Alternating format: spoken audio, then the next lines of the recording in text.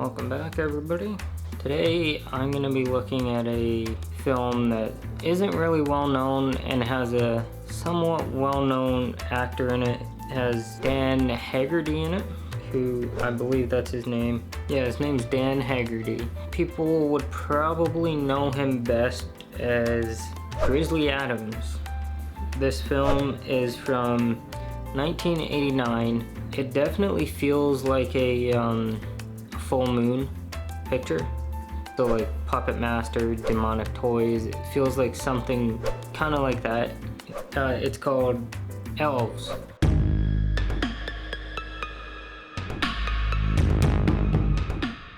I figured it was gonna be kind of something along the lines of like Gremlins, like a fun horror comedy type thing, and it's not. The so-called elf in it is not really shown that much in it, probably because of how bad like the creature looks, but maybe that could have been on purpose to make it look, I don't know. It's from 1989, it's called Elves, and if you don't know what it is, a young woman discovers that she is the focus of an evil Nazi experiment involving selective breeding and summoned elves in an attempt to create a race of supermen. She and two of her friends are trapped in a department store with an elf, and only Dan Haggarty, as the renegade loose cannon Santa Claus, can save them. So in reality, the scene that it mentioned where, department store, that actually only happens in the first half an hour, and it's a brilliantly executed action sequence in the film. It's one of the better moments of it. Starting at the beginning of the notes, because I kind of got a little sidetracked.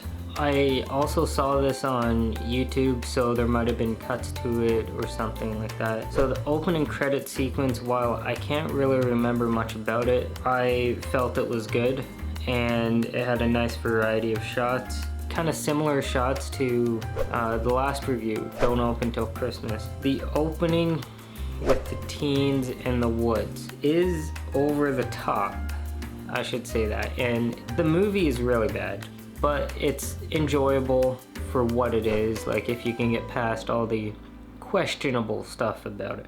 The teens' dialogues in it is kind of nostalgic for me, in the sense that it's the same kind of like dialogue that I would hear from films growing up in the 90s. Some films, not all of them.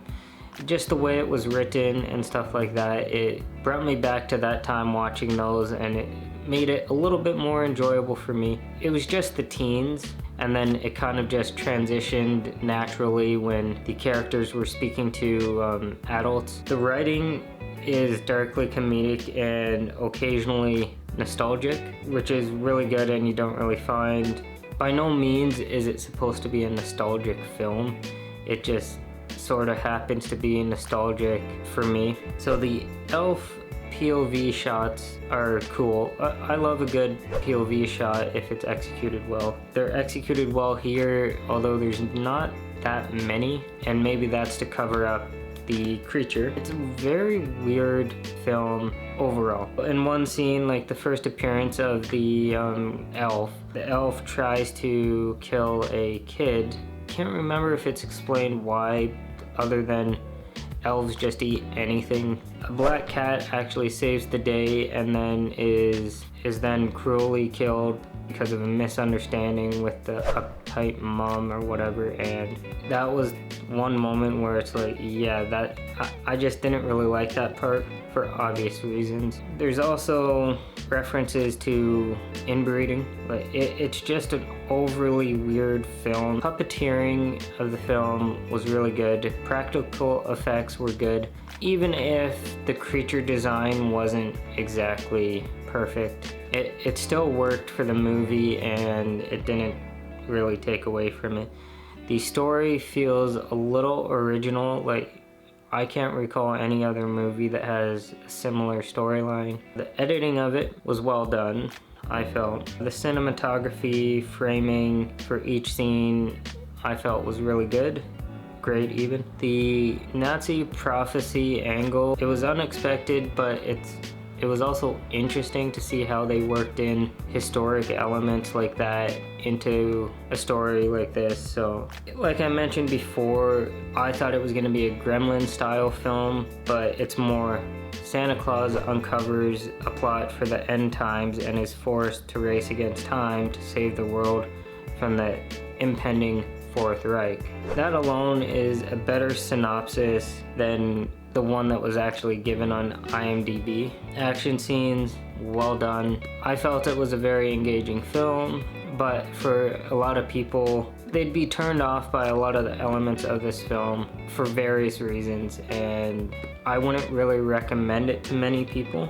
Even though everything felt like it was well done and stuff like that. Special effects were good. The quality of the version I saw wasn't exactly perfect because it was YouTube, so it was almost like a VHS quality. It wasn't sharp, kind of dull looking, but that's because of the copy that was uploaded. Despite all the issues that I had with it, I would still give it a high rating. I would give it a final rating of 8 out of 10. Sure, there was a lot of stuff I couldn't really agree with and didn't really like, but overall it was a decent movie. Like, not the best.